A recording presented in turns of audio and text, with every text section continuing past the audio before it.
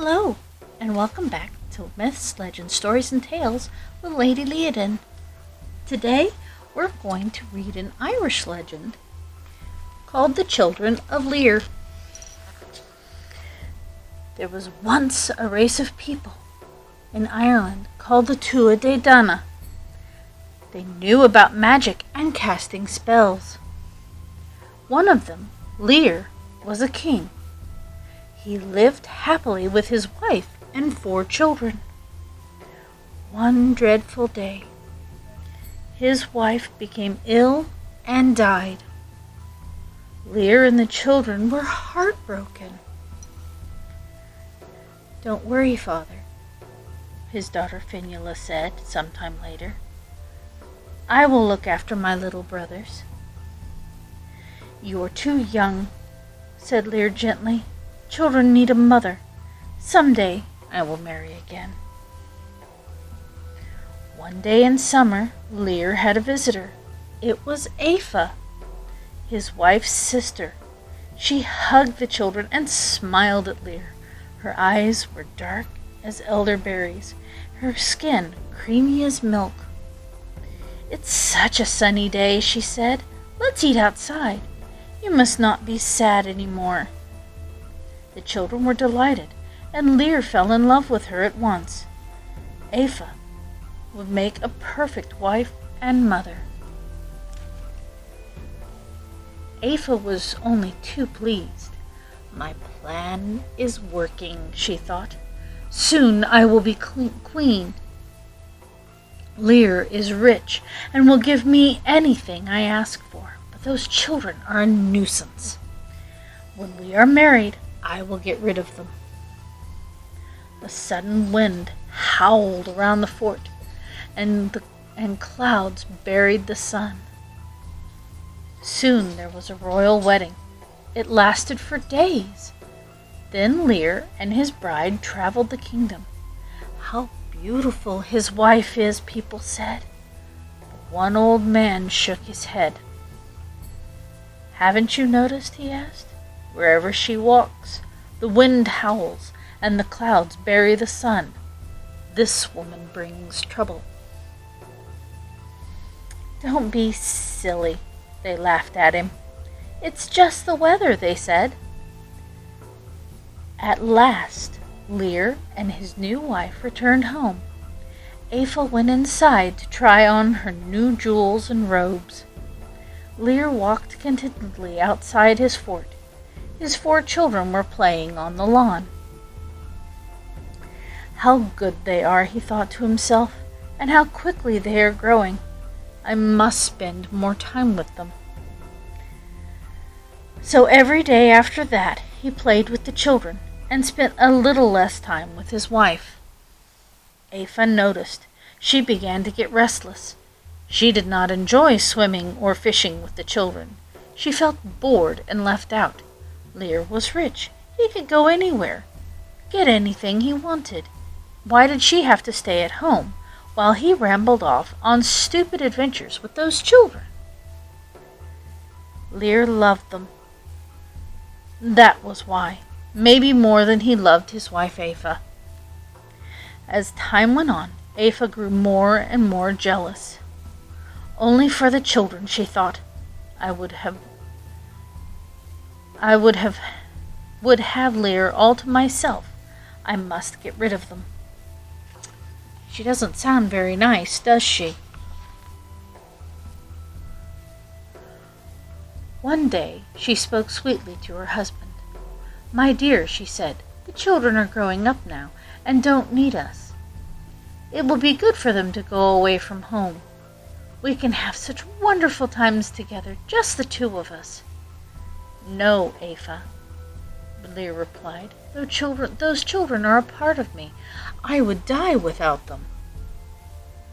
Time after time she tried to persuade him, but it was of no use. Aoife became desperate. A terrible idea took hold in her head. It choked her heart and smothered her brain until one day she thought of a dreadful plan. Oh, what's she gonna do? It was summer. All was still in the drowsy heat. Lear dozed in a shady corner as Aoife called to him. "I'm taking the children to swim in the lake. It's so warm." Lear was pleased. He had begun to think lately that Aoife was not completely happy. She hadn't played with the children for such a long time. Lazily waving goodbye, he settled down for a snooze.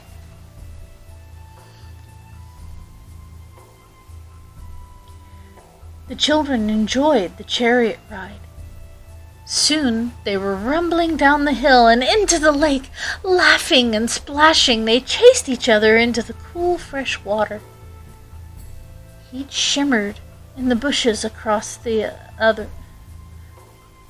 lake. Everything was still. It was too hot, even for the birds. Suddenly, Aoife, lifting her arms, began to chant strange words. The sun darkened. A chill wind whipped over the waves. Fionnuala watched uneasily. She turned to her brothers, but they were staring up at her in horror. "Fionnuala, your hair! What is happening to your hair?"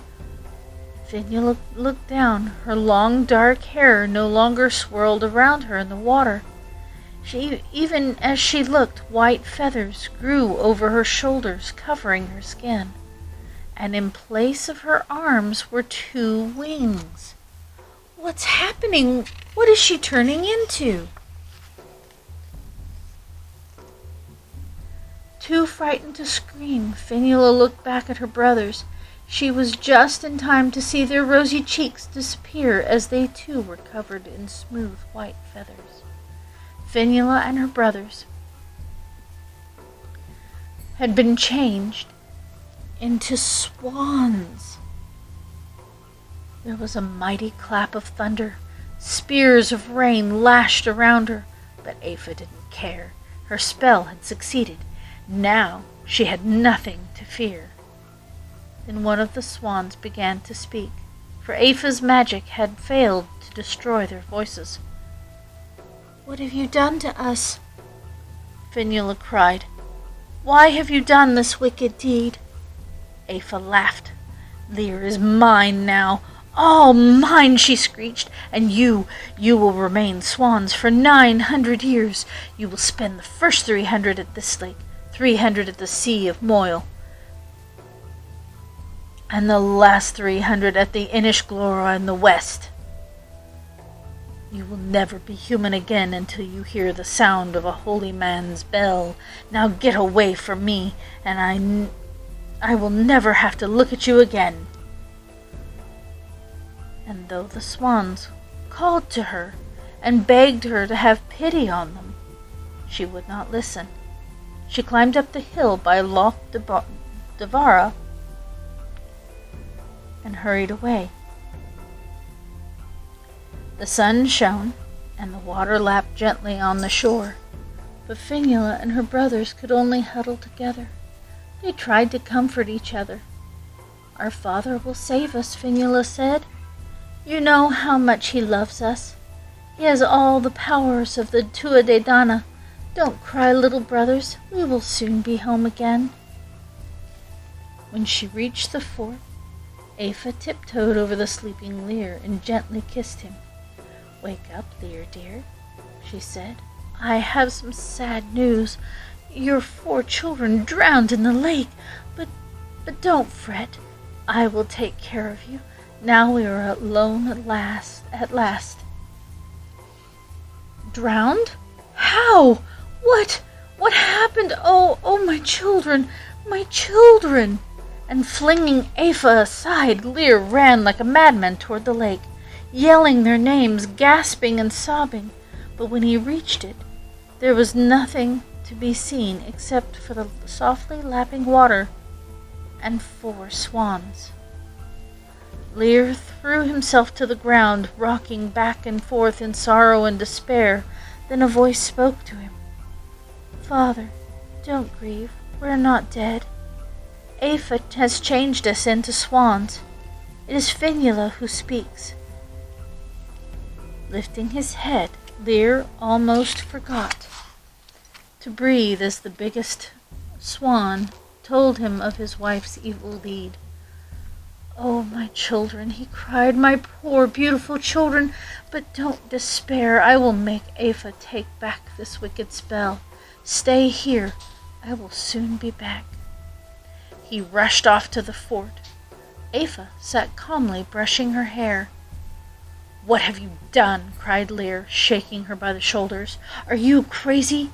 You know how much I love those children. How could you do such a thing? Come at once and take back that wicked spell." "No, Lear," Afa replied. "You are all mine now. Your children have gone. Who cares about a few swans?"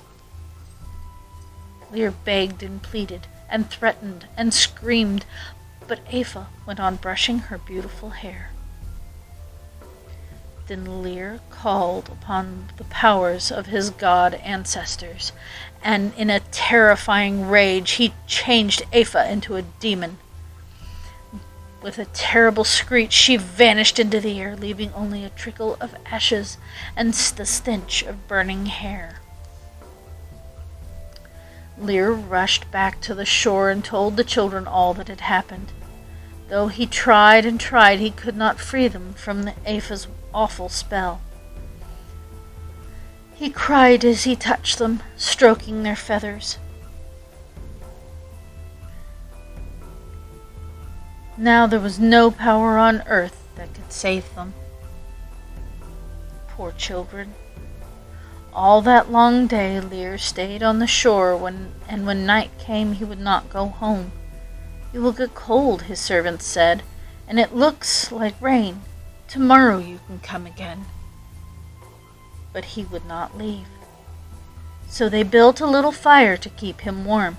Friends came to keep him company, for the news had spread. When morning came, more and more people arrived to comfort Lear, and some just to stare. Eventually, Lear had a hut built on the shore. He slept there at night and spent every day with the swans. He mourned for his children, but at least he could speak with them. Years passed. Lear grew old. One wet winter day he caught a cold. His poor tired heart could not take any more, and he died. The swans were heartbroken. In time, the hut rotted away, and people stopped coming to the lake. Winters came and went. All the time, Fionnuala cared for her brothers and tried to keep them cheerful and brave. At last the 300 years were over. The people who had known Lear and his children were long since dead. One morning the swans left the lake and flew north to the Sea of Moyle. Only one little girl, looking up, wondered if they were the children of Lear. The Sea of Moyle was harsh and wild. North winds lashed the icy splinters. Now, snow whirled so fast that the swans could scarcely see. Time after time they were dashed apart, their feathers stiff with ice. Winter gales hurtled them towards the sharpened rocks. But whenever she could, Fionnuala kept her brothers under her wings, singing to them the songs they knew when they were children. She reminded them of happy times that were past and the wonderful days they had spent with their father. And somehow they survived those 300 long, bitter years. When their time was up, the swans gladly flew southwest. They landed on the Isle of Inishglora. The wild Atlantic was rough and cold, but nothing could be worse than what they had already endured. Here, summer brought gentle winds and sunshine to warm their bones. By now the swans were tired and old. They had almost forgotten how to speak. Still, Fionnuala encouraged them and reminded them of Afa's words, that one day they would be set free by the sound of a holy man's bell. And so the time went on. One evening, as the sun set. Fionnuala lifted her head, listening. Yes, there it was again, the clear, sweet ringing of a bell. Surely this is the sound we have been waiting for, she cried. Let us go ashore at once. They stumbled on the strand. Clumsily they climbed up a steep grassy path to a group of stone huts. A man came out. He was surprised to see the swans at his door, but when Fionnuala spoke, he staggered back. Don't go, she begged. My brothers and I need you. Please listen. She told him their story and all that Aoife had said. You are safe now, said the man, when he heard. That was the sound of Holy Patrick's bell. I will take care of you for the rest of your days. The good man kept his word. He fed the swans and made them a cozy nest. Night after night they listened as he told them of times long gone and all that had happened since. Then one day, as he reached out to touch them, their feathers fell away. Fionnuala and her brothers were human again. They were 900 years old. The good man had scarcely blessed them when they died. Tenderly he buried them in one grave. That night 5 stars swooped across the glittering sky. He knew then that Lear and his children were together again in some beautiful far-off place. That was a lovely story. What did you think about it? What was your favorite part? That's all the time we have for today. We'll see you next time.